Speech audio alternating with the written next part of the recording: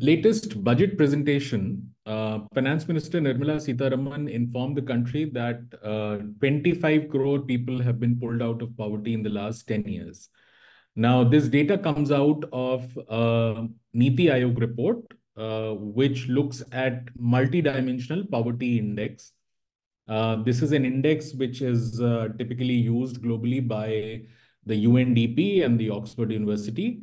And Niti Aayog has tweaked it slightly, added a couple of factors, and used that for India. And according to the Multidimensional Poverty Index, Niti Aayog says that India has pulled 25 crore people out of poverty in the years between 2013 and 2023. So in roughly 9-10 years, 25 crore people have been pulled out. So typically, poverty has been measured or is measured globally, either by looking at people's incomes or their expenditures. For example, in countries like India, where income data is not available, often we look at expenditure data. How much are you spending? And depending, based on what you spend, how much you spend on, you figure out whether people are below the poverty line or above the poverty line, the poverty line being a particular expenditure level. Now, that process has not happened in India since 2011.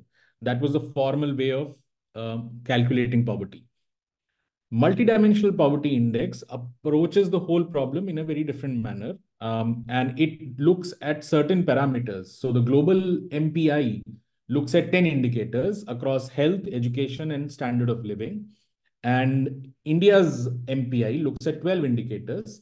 It adds a couple of other indicators to the global indicators and figures out whether people are out of poverty or not. These parameters are things like whether you have household assets, the kind of cooking fuel that you use, whether you have access to sanitation, drinking water, electricity. So this is a more a roundabout way of figuring out whether you are poor or not.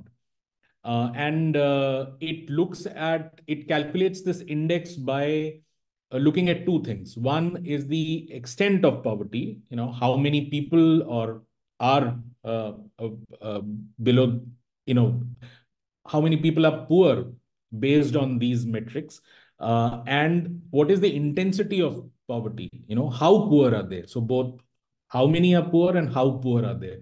And it defines poor as a person who's deprived in a third of the 10 or 12 parameters. So you first figure out how many are poor, then you also look at how poor are they, and then you multiply these two metrics to get the MPI, the Multidimensional Poverty Index. And based on that, this data has been brought out that 25 crore people have been pulled out of poverty. One criticism of the MPI method is that it is a system or it is a method which can be easily gamed. You can tweak the MPI in such a manner that you can get better results. For example, the global MPI shows lower levels of poverty reduction for India than the Indian MPI. Indian MPI has two more parameters.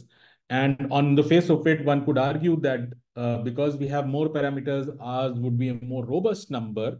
The counter can also be given that because we have a different parameter with different sets of parameter, we have shown higher reduction in poverty.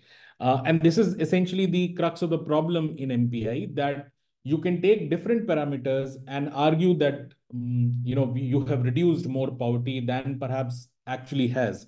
And this is why academics, economists always go back to using income data or expenditure data to assess genuine reduction in poverty. That unfortunately has not happened in India since 2011, because in 2017-18, when the official data came out to figure out what happened to consumption expenditure in India, it showed that the poverty numbers had gone up. Then the government immediately reacted by saying that this data is not correct, and they abandoned that result. And since then, they have actually moved on to the MPI system. So when we're looking at the results from MPI, we must take it with the understanding that it's a very different way of measuring poverty, and it cannot be one-on-one compared with the way we used to calculate poverty until 2011.